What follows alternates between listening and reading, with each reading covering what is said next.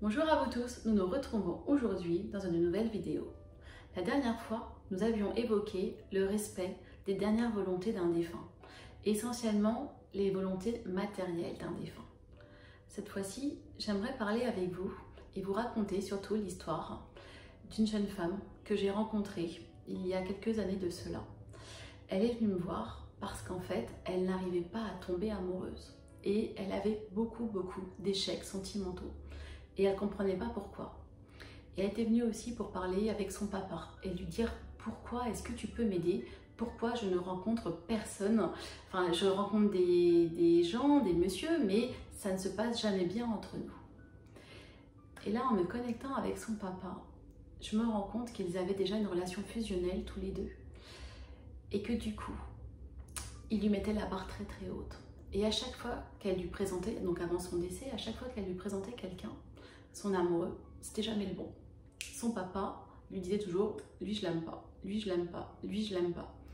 Et du coup, elle cassait à chaque fois ses relations amoureuses parce qu'elle attendait la validation de son papa. Son papa décède, là elle se retrouve toute seule et elle a envie, elle, d'être une maman, elle a envie de former un couple, elle a envie d'être heureuse. Donc elle se remet pareil en quête de retrouver l'homme de sa vie, de trouver l'homme de sa vie. Et ça marche toujours pas. Et là, en me connectant avec son papa, il me dit, en fait, c'est de ma faute. Parce que je lui ai demandé de trouver quelqu'un à la hauteur. Mais c'est pas ça que ça voulait dire. C'était, en fait, je voulais qu'elle trouve quelqu'un à ma hauteur. Inconsciemment, je lui ai demandé qu'elle cherche le double de moi-même. Donc c'était un monsieur qui avait très bien réussi dans les affaires, qui était brillant.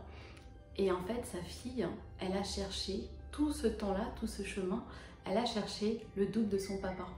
Sauf que le double de son papa, en fait, ne lui correspond absolument pas. Et c'est pour ça qu'elle était malheureuse. Parce qu'en fait, c'est pas ce qui lui est adapté. Et en venant me voir à cette consultation, son papa lui a dit « Je t'enlève tous ces blocages. Choisis l'homme qui te rendra heureuse. » Parce qu'en fait, si tu avais choisi quelqu'un comme moi, il ne t'aurait jamais rendue heureuse parce qu'il n'est pas adapté. Mon caractère et la personne que je suis n'est pas adaptée à toi.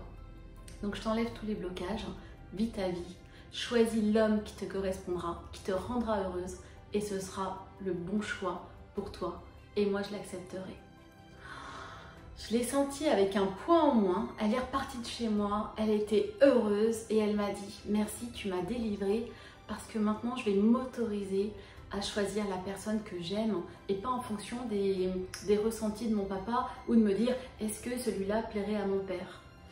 Donc voilà, la petite histoire, c'est qu'elle a rencontré quelqu'un quelques mois plus tard. Ils se sont mariés, ils ont des enfants et ils sont très heureux. Donc, restez pas forcément bloqués sur des promesses que vous avez pu faire à l'être aimé. Ça, c'est important. Parce que sur Terre, parfois, nos parents ne veulent que notre bien. Mais c'est peut-être pas forcément ce dont... Donc ça c'est vrai, c'est bien, mais les choix de nos parents ne sont pas forcément les bons choix pour nous. Mais il faut, la plupart du temps quand même, nos parents ont un discernement, mais écoutez ce que vibre votre cœur, c'est important. Voilà, c'était le petit message du jour. Je vous embrasse très fort, je vous dis à très bientôt. Au revoir.